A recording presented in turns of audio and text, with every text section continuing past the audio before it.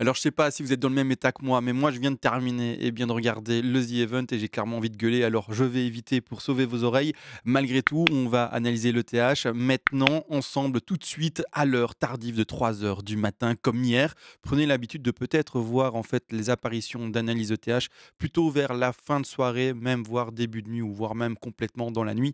Comme ça, vous êtes au courant pour les prochaines analyses. Maintenant, n'empêche, on va analyser ça et d'ailleurs, on va pas uniquement faire aujourd'hui de l'Eilotway, on va faire également de la death cross, donc c'est-à-dire des moyennes mobiles qui vont se croiser, et on va également regarder mais qu'est-ce qui se passe sur le RSI. Vous allez voir qu'il y a certains indicateurs qui sont assez bons et qui sont très favorables par rapport au fait qu'on ait trouvé un bottom sur le TH, tel je pense qu'on ait également trouvé ce fameux bottom sur le BTC. Et on va regarder ça cette fois-ci et bien sur le TH pour faire le même travail que l'on fait habituellement, bien entendu également sur le petit BTC. Malgré tout, on se retrouve dans quoi globalement? On se retrouve actuellement dans une consolidation pardon, à l'horizontale pour le petit ETH. Pardon, je remets ça pardon, à l'échelle.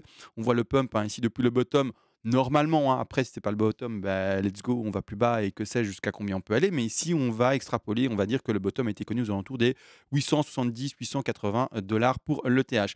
Maintenant, latéralisation, et cette latéralisation, je la vois pour ma part durer encore un peu plus longtemps. C'est-à-dire que je ne m'attends normalement pas à avoir un pump qui ferait ceci. D'accord, alors là, il y a pas de flèche. On va bien entendu mettre les flèches ici de manière visible. Et d'ailleurs, on va changer la couleur en vert. Mais quelle idée le vert! Vous allez voir pourquoi c'était en vert par après. Petit teaser par rapport aux couleurs. Malgré tout ici, voilà, moi je m'attends pas en fait à ce que ça pump comme ça. D'accord? Je m'attends pas et c'est-à-dire qu'également, vous allez voir que d'ici peu de temps, quand il y aura le pump, s'il y a le pump, encore une fois et toujours, hein, je parle comme si c'était sûr, mais c'est parce que j'ai une certaine conviction dans mon travail. Mais malgré tout, s'il y a ce fameux pump, eh bien, qu'est-ce qu'on va pouvoir également observer sur des time frames plus grandes? Alors attention, fermez les yeux, ne regardez pas les dessins. Ça y est, il y a pas de dessin. Moi, s'ils sont là en haut, mais on va pas les regarder ensemble. C'est-à-dire que plus tard, eh bien, ne regardez pas ce qui est en vert, en rouge. C'est pour après, dans la vidéo plus tard, d'accord? On pourra indiquer potentiellement, regardez bien, en fait, une W, ou alors plutôt même, on va indiquer ça comme une tasse avec sa anse, d'accord? Cassure et par après des objectifs beaucoup plus élevés. C'est-à-dire qu'on y est presque, d'accord? On y est presque et ce niveau de cassure va se situer aux alentours des 20 000, 20 000. Attention, le BTC, tu reviens en moi. On parle plutôt des 2000 50 dollars. Ici, clairement, le niveau de résistance horizontale, cassure et par après, eh bien, il y a cette fameuse expression de la tasse avec la anse. Malgré tout, moi, je défends pas ce plan-là parce que, premièrement, alors, j'ai mon décompte Elliott Wave, bien entendu, qui m'indique qu'on est juste en fait dans une construction de correction, d'accord? C'est-à-dire en fait de correction dans des vagues correctives et non pas d'impulsif, non pas dans quelque chose qui veut aller to the moon. Là, je suis sur le BTC, attention avec mes réflexes, hein, je suis vraiment désolé. On retourne ici sur l'ETH. C'est-à-dire que là, dans cette phase de construction-là, moi, je suis dans quelque chose de correctif. Et donc, je n'arrive pas à construire autre chose que eh bien, un rebond, par exemple, en B, d'accord? Et pas du 1, 2, 3, 4, 5, et let's go, on va pumper, et on a trouvé le dernier bottom, entre guillemets, qui est autour des 1421. Non, d'accord? Moi, pour ma part, pour pouvoir continuer à monter, je dois avoir cette phase en fait de consolidation à l'horizontale plus longue pour après eh bien continuer à pumper et donc je l'exprime rapidement par rapport aux vagues, avoir ceci qui se développe en 1, 2 et puis après let's go, on continue en 3, 4 et 5. Mais avant de commencer le pump à proprement parler, et donc commencer en fait cette vague 3, je n'y arrive pas avec ce qu'on a là maintenant. Donc j'ai pas envie de poser ma 2 là et dire let's go pump. D'accord? J'ai plutôt envie de dire ben non, consolidation à l'horizontale, malgré le merge qui arrive d'ici. Alors il y a le cooldown qui est mis. D'ici 3 jours, 3 heures, bref, demain, ça sera 2 jours pour vous, si vous regardez ça en matinée ou voire même en journée. Donc c'est tout proche. Malgré tout également, c'est important de l'entendre, hein, pourquoi en plus de ça, des Elotuev qu'on va d'ailleurs zoomer pour analyser ensemble, mais j'ai également cette envie de me dire: «Beh oui, mais ça colle par rapport à ce qu'on est en train de connaître maintenant». Je ne sais pas si vous connaissez, alors les néophytes peut-être pas, les nouveaux sur les cryptos et cetera peut-être pas et voire même en fait sur les actifs boursiers peut-être pas, mais les plus anciens, en tout cas ceux qui ont un peu d'expérience, vous savez que souvent on achète la rumeur et puis qu'on vend en fait la nouvelle ou en tout cas vers la date de la nouvelle. C'est un peu le même phénomène que pour ma part, j'ai l'impression de vivre sur, eh bien l'ETH avec The Merge, c'est-à-dire qu'il y aura la nouvelle, on est au courant qu'elle arrive, donc on accumule, on joue en fait le trade haussier, le mouvement haussier eh bien, prend et après, bah, qu'est-ce qui se passe? On a la nouvelle et bah, du coup, on prend ses bénéfices parce qu'après ça, il y a plus rien. Super, c'est fait, ben, happy end et c'est terminé, d'accord? Donc on prend son bénéfice et qu'est-ce qui se passe par après? Correction. Pas pour autant dire let's go, tout zéro, et cetera. Juste correction parce qu'en fait, les gens ont joué le mouvement haussier, ont profité en fait de cette hausse-là, ils prennent leurs bénéfices parce qu'ils se disent: «Ben voilà, la date échéance est arrivée, je suis arrivé, eh bien, au bout de mes 3 jours d'attente». à heure actuelle, hein. Maintenant, bien entendu que le mouvement s'est, engendré depuis bien plus longtemps que ça, mais malgré tout, voilà. Pourquoi également, moi je pars sur quoi? Non pas en fait la cassure, hein, comme on le voit ici des 20 038 par exemple, hein, 50 la borne que j'ai donnée pour, eh bien cette fameuse, W ou plutôt ça a plus l'air d'un finalement, tasse avec anse. Clairement, voilà pourquoi je joue également ce scénario-là parce que, bah, voilà, il y a la nouvelle et la rumeur et ensuite, eh bien, simplement on vend, eh bien, la nouvelle. Donc pour moi, ça colle avec une A, B, C comme l'on voit ici en flat et c'est tout ça pour expliquer uniquement ce petit mouvement que j'attends, n'empêche. Ici, encore une fois et toujours, on est en train de monter. Malgré tout, on est en train de latéraliser ici comme on le voit depuis maintenant, le 10 septembre. On est maintenant le 12 au moment où je parle, donc c'est-à-dire une journée et bientôt 2 parce que bon, il est quand même que 3 heures du matin, donc on va pas extrapoler non plus de trop. Malgré tout ici, ce que moi je peux observer, c'est qu'enfin, en fait, on est terminé notre A. J'ai voulu, hier d'ailleurs, la déposer avant, mais clairement ça colle pas avec ce qui est en train de se passer par rapport au récit. On est en train de tout écraser avec le récit également. Pour moi, ça colle pas. Faites pas attention à cette ligne blanche, elle arrivera par après dans les explications de la vidéo, d'accord? Pour moi, ça colle pas, à cause du récit également. Donc ici, moi j'ai plutôt envie de dire, bah, en fait, la A est un décompte un peu plus complexe que ce qu'on avait pensé hier. On va poser cette A bien plus haut, en fait, aux alentours ici des 17 000. Attention, c'est pas le BTC. Les 1700, pardon, 89 $ et par après, eh bien, on doit attendre cette correction de B pour après toujours, attention, hein, continuer à pumper jusqu'à plus ou moins la date. Alors attention, c'est pas parce que dès qu'en fait, eh bien, le merge aura, bah, été «validé» entre guillemets et qu'il y aura cette espèce de fork par rapport au nouvel Ethereum, si on ou plutôt l'Ethereum actuel et le fork qui aura lieu avec un nouvel l'autre Ethereum, je sais pas comment il va se nommer celui-là, j'ai oublié. Parce que je l'ai lu quelque part, mais j'ai oublié. Bref, bref, bref.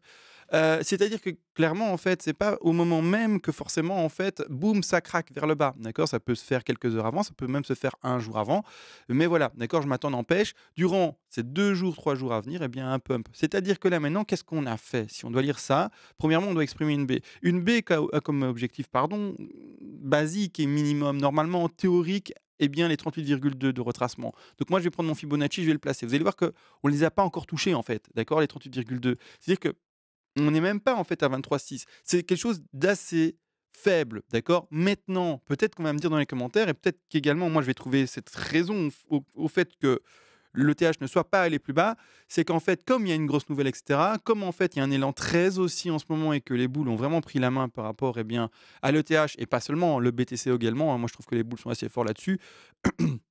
Peut-être ça va expliquer pourquoi est-ce qu'on ne parvient pas à descendre plus bas. Malgré tout, l'objectif théorique minimum pour une B, c'est d'aller rechercher ce niveau de prix, comme on le voit ici, au 1669 $, en tout cas les 38,2. Maintenant, si on n'y arrive pas, on n'y arrive pas. L'objectif pour ma part, vu le mouvement et vu en fait malheureusement, entre guillemets, eh bien, la prise d'analyse sur le TH, que je fais en vidéo que depuis hier, eh bien, pour moi, il n'y a pas réellement de trade à prendre là. Alors oui, peut-être un dernier pump, d'accord, un dernier pump, mais conscient que vous êtes sur la fin, d'accord, du trade.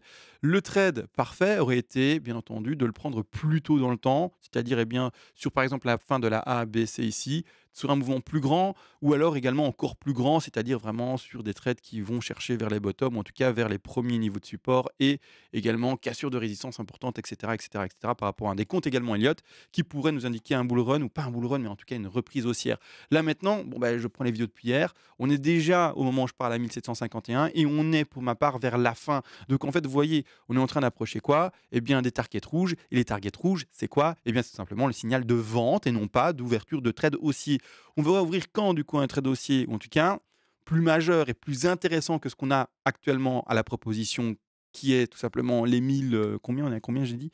1742, et bien là-bas en bas, d'accord? Pour moi, si on va retrouver, eh bien, ces alentours des 1340 à 1200, là au contraire, on sera dans une bonne zone de long, donc c'est-à-dire de pari haussier. Et là, on va jouer un mouvement qui sera, eh bien, pour moi, à la base, c'est-à-dire à la base d'un mouvement et non pas au milieu, voire même à la fin. Donc, vous jouez bien entendu le pump si vous voulez, mais en tout cas, voilà, c'est pas le meilleur moment encore une fois et toujours. Mais comme dit, de toute façon, il y a du trade qui se fait en swing en horaire. Donc si vous voulez faire du swing en horaire, beh, faites-le, d'accord?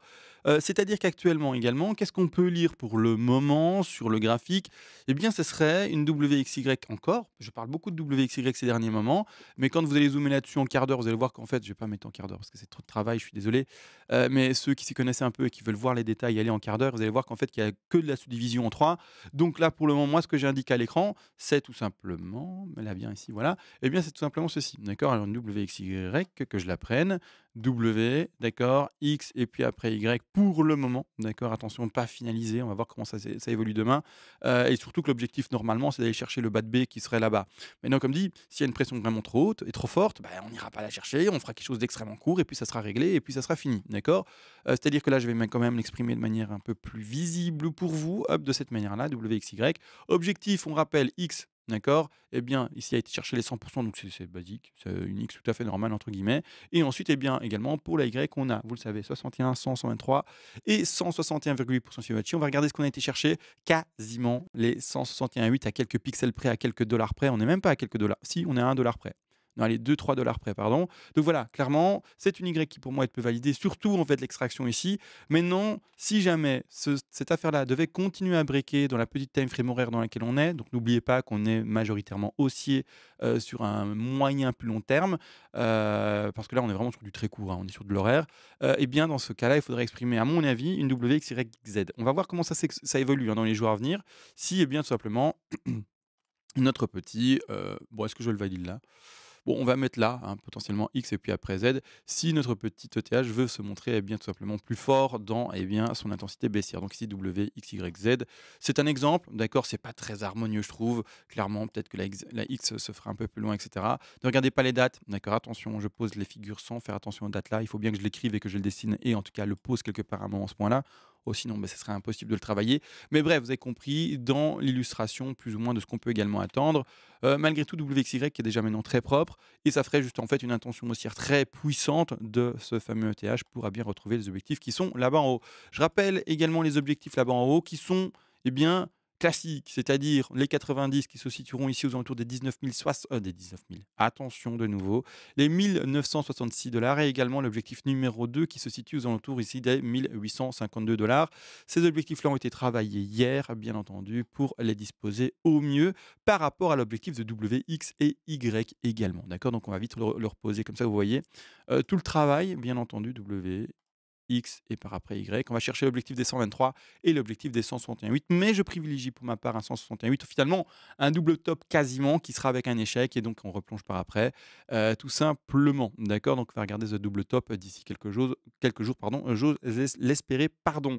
Également, j'ai conscience, bien entendu, que tout ce que je vous dis, des blatères ici, c'est peut-être trop compliqué pour beaucoup. Surtout qu'aujourd'hui, j'ai été un peu pointilleux dans les explications et assez rapide également. Si jamais vous voulez vraiment performer en fait vos connaissances, il est vrai qu'il y a mes vidéos, mais je ne suis pas, je le rappelle, extrêmement complet parce que sinon je devrais expliquer trop de détails, ça ferait des vidéos de 5 heures. C'est-à-dire que si vous voulez vraiment performer, je vous le dis, j'ai écrit un petit PDF qui est en train de dérouler maintenant. Ce PDF concis, c'est-à-dire que c'est pas un bottin téléphonique pour les plus anciens parce qu'on a connu à l'époque les bottins téléphoniques, mais ça n'existe plus. En tout cas, moi, j'en ai plus vu depuis très longtemps. Donc, ce n'est pas un bottin téléphonique, c'est-à-dire que ça a été résumé pour que vous puissiez lire tout rapidement, vraiment tout apprendre et pas vous retrouver avec un truc que vous ne lirez jamais tout, jusqu'au bout. Et de cette manière-là, vous apprendrez les extensions, les retracements, les figures chartistes par rapport aux Yellow Wave, les statistiques, etc. Et vous pourrez également créer vos propres plans de trading et vos propres plans d'investissement par vous-même. Également, je le rappelle, les donateurs fous qui ont trop d'argent, qui le flambent, etc. Tous les jours et qui disent en fait j'ai trop d'argent, moi je suis à Cannes et j'ai mon yacht. Bon, vous clairement, si vous voulez faire une donation importante, vous pouvez. Et vers les derniers paliers de donation les plus élevés, parce que oui, ça fonctionne par palier, eh bien vous recevrez premièrement une analyse à la demande, c'est-à-dire sur l'actif spéculatif de votre choix, crypto-monnaie ou pas, je reprécise, forex, bourse classique, et également le PDF qui a déroulé il y a de ça maintenant quelques secondes. Mais non n'empêche, on va reprendre l'analyse par rapport à ça. Donc la figure à attendre A, B, C, comme vous le voyez, la CR aux différents objectifs baissiers, etc. D'ailleurs également, on rappelle pourquoi on va privilégier cette zone-là. Et bien ça fait partie des stats qui sont écrits également dans le PDF. Mais c'est-à-dire que l'A2 est donc une correction de 2, aussi faible comme là, est plutôt rare. Maintenant, ça existe, hein, mais n'empêche, va retrouver cette zone d'achat, donc ce rectangle vert qui se situe entre les prix des 1300 et un peu plus bas des 1200, dans cette zone des 50 à 61,8% de Fibonacci à hauteur de 73% des cas. Donc c'est-à-dire qu'on va jouer avec les stats et on ne va pas parier sur le fait que la 2 était finie là ou que même la 2 se termine avec une C par exemple ici avec des objectifs faibles ou quoi que ce soit. Non, on va vraiment jouer les objectifs réels de la C qui sont également dans ce contexte-là les 161,8% de Fibonacci. On va vite placer également ce travail de C pour voir si ça corrèle par rapport au Fibonacci d'extension. Et donc ici, je le mets par rapport à mon scénario principal, hein, d'accord? Et donc ici, qu'est-ce qu'on va aller chercher? On va aller chercher, dans ce cas-ci, si on doit aller chercher ça, les 61,8, c'est le premier objectif de C. Le deuxième objectif, ce sont les 100%, et le troisième objectif, pardon, ce sont les 123, 127. Malgré tout, ici, vous voyez que les 161,8 sont plus bas, et donc on pourrait exceptionnellement peut-être écraser plus et aller chercher ici les 1100. Malgré tout, l'objectif à privilégier sera celui-ci, c'est-à-dire avec une ouverture de trade à cette position-là. Attention, là, je fais comme sur le BTC où je vous donne en fait tout le plan de trading écrit à l'avance pour pouvoir le repositionner et l'ouvrir au moment T, quand en fait le cours aura fait ce qu'on a prévu. Si le cours n'a pas fait ce qu'on a prévu, bah, tant pis, on ne rentre pas dans le trade. Mais si le cours fait ce qu'on a prévu, ben voilà, en fait tout le travail en amont qu'il faudra eh bien, avoir retenu et mis en place le jour où ça se passe, c'est-à-dire ouverture de trade dans ce rectangle vert, si tout le mouvement se passe bien, hein, c'est comme le BTC, et stop loss à placer en dessous des 161,8. Autrement, en fait, vous allez être trop agressif. Selon moi, vous prenez en tout cas la 2 en compte, il est vrai, mais vous excluez peut-être tout le potentiel de la C qui va aller rechercher ces 161,8. Donc ici, clairement, laissez un beau battement. De toute manière, l'objectif haussier de cette affaire-là, on va quand même en parler, quand même le montrer, c'est-à-dire qu'il est important, d'accord. Donc vous allez voir que par rapport à l'exposition, au ratio, etc., ben ça va, ça se joue, d'accord. L'objectif d'une 3, on les rappelle, c'est normalement d'aller chercher les 161,8% de Fibonacci au moins, d'accord. C'est la plupart des 3 qui font ça. On va placer son point d'entrée ici sur les 50, 61,8 à 123, avec un stop posé là-bas en dessous aux alentours des 1056. Et l'objectif de 3, c'est d'au moins, d'accord, j'insiste, d'au moins aller chercher ces 161,8. Après, il a ses 200, 268, 361,8, 423,6, bref, et ça continue à monter. Et après, en plus de ça, c'est si vous jouez la 3. Mais après, il y a encore une 5 à attendre pour pumper. Donc, vous voyez tout le potentiel aussi de ce futur trade, de cette consolidation, il est vrai, mais surtout de ce futur trade. C'est-à-dire que là maintenant, il faut comprendre une chose, c'est que quand on va mettre, son plan, et c'est-à-dire finalement qu'on va regarder l'exposition, donc je prends une position de long, L-O-N-G, d'accord, pas L-A-N-G. Je le prononce, vous le savez, à l'anglaise, et je sais pas dans les commentaires chaque fois, il y en a un qui me dit: «Beh, lang». Non, long, d'accord, je sais pas, bon, bref. Ici, on fait le scénario, hein, comme si on avait mis son stop loss ici à 1058, d'accord? Comme si l'entrée était faite ici aux alentours des 1258. Bref, et c'est-à-dire qu'en fait, hop, à ce moment-là, l'objectif minimum, ben, c'est l'objectif 3, hein, d'accord? Après, si vous jouez la 5, et cetera, voire même des 3 qui vont chercher des objectifs supérieurs, eh bien, c'est que du bénéfice supplémentaire. Mais là, on est déjà sur un ratio de 17. Bon, est-ce que je dois en dire plus? Je pense pas, d'accord? Ratio de 17. On n'est pas sur des ratios où on joue sur du 2, du 3, d'accord? On joue des trades de fou là, clairement. On joue vraiment des potentiels dingues. On joue vraiment quelque chose de fou. Donc ici, quand même également, il faut avoir conscience que ce stop loss, pour moi, il est pas offensif, mais il n'est pas non plus extrêmement défensif. C'est-à-dire qu'on peut être plus défensif encore que ce que l'on indique ici, d'accord, à l'écran. Personne qui veut être encore plus défensive, dans sa position, tu mettras ton stop loss en fait à la racine, c'est-à-dire au début du mouvement haussier, c'est-à-dire finalement sur ce bottom qui est peut-être le bottom ou pas, d'accord. Encore une fois, pas de lecture d'avenir, etc. Autrement, on n'aurait pas de stop loss, on s'en fout en fait. On lirait, on ferait un achat simple, et puis c'est tout en fait. Parce qu'on aurait acheté le bottom et on ferait un all-in, quoi. Et avec un levier 100, en fait, d'accord? Mais bref, on s'est compris. Donc c'est-à-dire qu'en fait, si toi tu es vraiment un peu plus, défensif, bah, tu mets ton stop là et on va quand même regarder si c'est intéressant ou pas. Là, on est sur un ratio moins intéressant, mais on est quand même sur un ratio de 9,4, d'accord? Ça se joue les amis, ça se joue de fou, et on parle que de la 3, d'accord? Après il y a la 5 et on parle que d'une 3 qui est faible parce que objectif 200, 261,8 et plus et plus et plus. Donc vraiment ça se joue, je vous le dis clairement. De toute manière, ce trade, on va l'élaborer, le construire, le compléter de plus en plus en mettant des TP, et cetera, en expliquant tout. Mais là, c'est juste pour l'expression, d'un trade de fou, d'accord? Bref, tout ça, c'est vu. Maintenant, par rapport aux Zélotués, je crois qu'on en a assez vu. On laisse le Schmilblick se construire, d'accord? Il pump, il dépump. Attendez, je vais un peu regarder ce qui se passe. Parce qu'au moment où je parle, en fait, il se passe des choses à l'écran, excusez-moi, hein. Donc on était à -2 quasiment, et on est déjà maintenant à, ben, on est de nouveau à positif par rapport à l'heure à laquelle je vous parle. OK. En fait, grossièrement, il y a des bougies rouges et vertes dans tous les sens. Ça pump, dépump, bref, il y a un moment de congestion, et la prise de décision, à mon avis, sera un gros mouvement, soit haussier, soit baissier, mais en tout cas un mouvement assez intéressant. Bref, on va partir maintenant sur d'autres choses, c'est-à-dire qu'on reste sur le TH, hein, bien sûr, c'est le TH aujourd'hui, c'est lui le maître aujourd'hui et l'invité d'honneur, mais c'est-à-dire que clairement, on va passer en weekly parce que je vais vous montrer différentes choses. Alors, on va passer directement en weekly, boum, ici, d'accord, là, pour l'exprimer, je suis sur Binance, c'est la même chose sur Coinbase, pardon, ou sur d'autres, bien entendu, graphiques. D'ailleurs, je vais repasser sur l'autre et je vais juste retirer les vagues d'Elliott parce que là, c'est pas intéressant. Voilà, d'accord. Là, ce qu'on observe sur le récit, c'est qu'on est en train, d'accord, de casser un niveau de résistance par rapport, je précise, au récit qui est assez important, d'accord. Donc ici, on peut relier, ah ben, il y est déjà en fait. On peut relier soit ces deux points-là et voir qu'on est en train de le casser, mais on peut également relier tous ces points-ci, c'est-à-dire depuis en fait, comme vous voyez ici, l'avant top, on va appeler ça comme ça, le pré-top, c'est-à-dire ici, hein, on le voit un espèce de top sur le récit. La ligne de tendance ou en tout cas de résistance a bel et bien été respectée. On n'avait jamais réussi à passer, en tout cas, cette ligne de tendance, oui, parce que c'est l'outil qui s'appelle ligne de tendance, mais la résistance, pardon.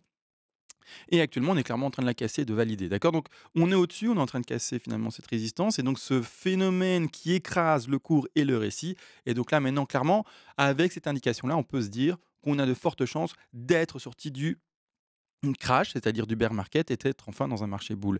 Également en termes de weekly, on a été retrouvé de nouveau, et bien même plus bas que le dernier bottom qui a été vu. Là d'ailleurs, je vais passer sur l'autre graphique parce qu'il est plus complet.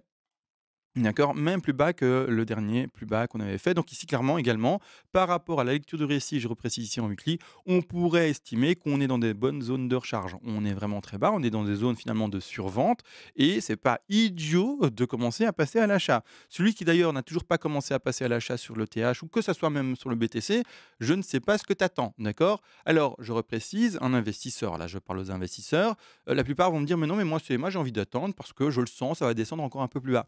Mais en fait, tu fais quoi? Hein, si on décrypte ce que tu es en train de me dire, tu fais de l'achat all-in à un seul moment? C'est-à-dire que tu te dis: «Beh, j'attends que ça descende un peu et si ça descend un peu, boum, je mets tout mon paquet d'un seul coup».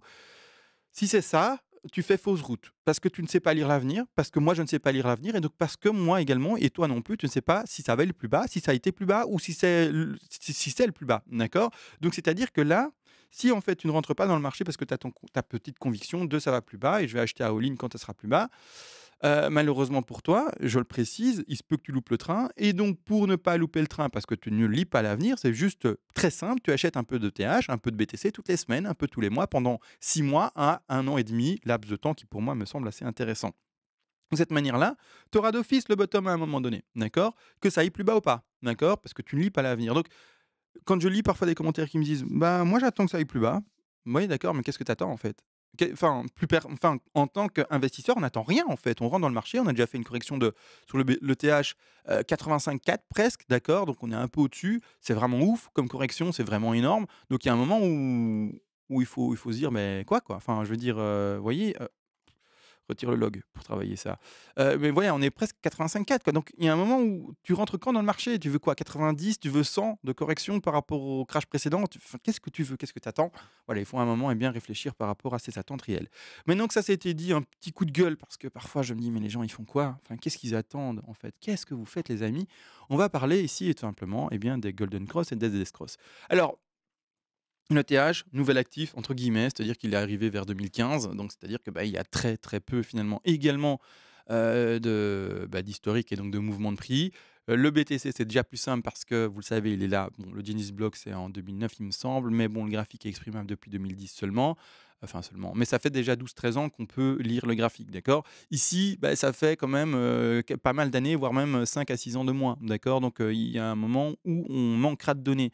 Maintenant, au moment où je parle par rapport ici aux moyennes mobiles, donc là, devant les yeux, vous avez premièrement la time frame weekly et vous avez la moyenne mobile pardon, 50 et la moyenne mobile 100.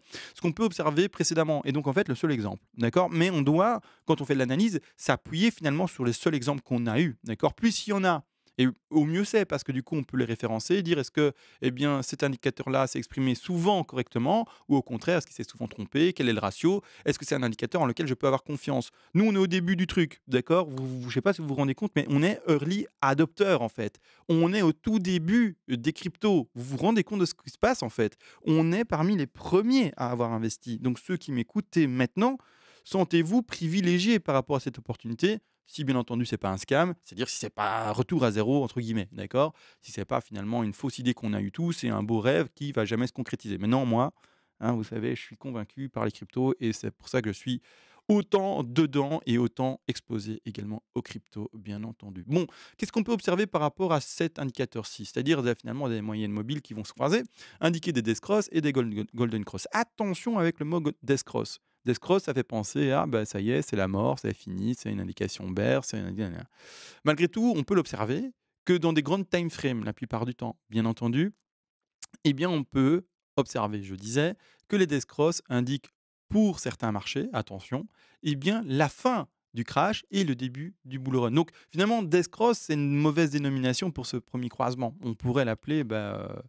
je sais pas moi, Descrosse du bonheur, je sais pas, ou un truc comme ça, vous voyez? Mais clairement, en tout cas, pas juste Descrosse, voilà, pas un truc dramatique parce qu'en fait, dans les plus grandes time frames, elles nous indiquent en fait, eh bien, la fin du bear market. Ici, on l'a vu, bear market qui a été retrouvé, c'est 79-80 bottom et par après, bah, le croisement de cette fameuse Descrosse. Après, il y a une golden cross, mais bon, voilà, le bottom avait déjà été fait depuis longtemps. Il ne fait que confirmer finalement le marché haussier, d'accord? Après cette phase ici que l'on voit de consolidation. C'est-à-dire que quand nous, on regarde en fait le cours, bah, attention, effet d'optique les amis, j'ai fait super bien la chose, vous le savez, mais il y a rien, d'accord? Ce que j'ai fait maintenant, c'est juste extrapoler les lignes, d'accord? Je les ai finalement les lignes moyennes mobiles, pardon, je les ai extrapolées, je les ai finalement, eh bien, imaginées dans leur évolution possible. Maintenant, encore une fois, ça n'a rien de scientifique. Ce que j'ai fait, c'est ça et j'ai fait, hop, un peu un petit truc comme ça. Que ça descende un peu moins bas, un peu plus bas, peu importe. Je veux juste essayer de voir la tendance que ça dessine et de vous montrer qu'en fait, maintenant, on n'est pas loin de refaire, d'accord, également une death cross, mais attention, death cross du bonheur qu'on va appeler, d'accord? Et cette fameuse death cross du bonheur, eh bien, elle est là dans pas très longtemps finalement. Quand on regarde l'échéance par rapport à l'évolution normale et classique, eh bien, de ces 2 moyennes mobiles possibles, d'accord? Donc vraiment, il faut avoir conscience que quand on aura, eh bien, cette future death cross, ça sera une indication supplémentaire pour appuyer le fait qu'on soit également dans un marché bull et clairement, bon, beh, quand on regarde l'évolution de ça, on se dit que ça va arriver et si ça doit arriver, ça va arriver dans une, 2, 3, 4, 5, 6, 7, 7, 8 semaines, c'est-à-dire dans le mois, 2 mois, 3 mois à venir, si vraiment on extrapole ça correctement. Malgré tout, pour le moment, il y a rien, d'accord? Mais c'est juste, voilà, devant vos yeux, je mets ce qu'on doit observer plus tard. Comme ça, plus tard, eh bien, on le remet et quand ça se passe, on n'est pas en mode: «Ah surprise!» Non, d'accord? On l'a déjà vu, on l'a déjà préparé, on sait, d'accord? Et le jour où ça arrivera, eh bien, on saura, eh bien, comment se comporter. De toute façon, on s'en comporte déjà très bien. C'est-à-dire qu'on passe en DCA, c'est-à-dire achat par palier. Et pour les trades, on a pris le train également. Et donc, en prévisualisant cette future descrosse du bonheur, et bien simplement, on part également sur des paris qui sont plutôt haussiers. D'accord? Donc là, maintenant, je pense que j'ai tout dit pour le TH. Il me semble que oui, j'ai eu un peu du mal à parler. Je ne vous cache pas que j'ai mangé il n'y a pas très longtemps et je me suis fait une assiette de fou parce que j'ai fait du trail cette nuit. J'ai couru de nuit. J'aime bien courir avec ma lampe de poche frontale. J'ai tapé les 10 kilomètres clairement et j'avais faim en rentrant. Donc voilà, comme ça, vous savez pourquoi en fait j'ai un peu du mal à parler parce que mon ventre, il est full. J'ai tout dit, d'accord? Sur ce, on se retrouve, bah, à la prochaine analyse. Je vais essayer d'ailleurs ah oui, oui, merci, ceux qui sont enfin restés là, s'il vous plaît. J'ai besoin de votre aide. Je vais essayer d'aborder différents indicateurs également comme on l'a fait sur le BTC. J'aimerais dans les commentaires que vous m'indiquiez différents indicateurs, on va les illustrer et cetera, on va en parler. Je suis en fait c'est con, hein, mais la personne qui va permettre de mettre en avant vos observations à vous, qui avez, c'est bête, mais pas de visibilité ou peut-être pas assez de visibilité par rapport à votre compte Twitter ou je sais pas quoi. Et moi, ce que je vais faire, c'est juste reprendre votre idée et l'exprimer en vidéo pour que tout le monde puisse le voir. C'est bête, hein, mais un indicateur qui est boule ou bear, je veux l'entendre et pouvoir l'exprimer après. Si vous avez des indicateurs bear qui disent bah, le BTC, il a plus de chances de cracher selon cette indication-là, dites-le moi. Ça peut être des moyennes mobiles, comme on l'a vu aujourd'hui, ça peut être des Ichimoku, ça peut être n'importe quel indicateur que je ne connais peut-être pas. Je vais le lire, essayer de le comprendre. Si je le comprends, je l'exprimerai en vidéo. Si je ne le comprends pas, bon, c'est hors de compétence pour moi et donc je ne le ferai pas. Vous aurez compris, donnez-moi dans les commentaires tout simplement des indicateurs qui soient boule ou également bear, comme on l'a vu aujourd'hui. Cassure de résistance, par exemple, sur le récit, des zones de surachat, des zones de survente, également des moyennes mobiles. Voyez un peu le genre, autre chose que les holotuves, d'accord? Donc ici, clairement les volumes, ça peut être également toutes les listes ici que j'ai utilisées pour, et bien simplement, notre fameux BTC. Attention, le Gaussian Channel ne fonctionne pas sur autre chose que le BTC. Il y a différents enfin bref, il y a différents indicateurs qui ne fonctionnent que sur le BTC. Me parlez pas d'un H-ribbon sur le TH s'il vous plaît, c'est un peu compliqué. Bref, d'accord? On se retrouve à la prochaine et réellement cette fois-ci. Ciao!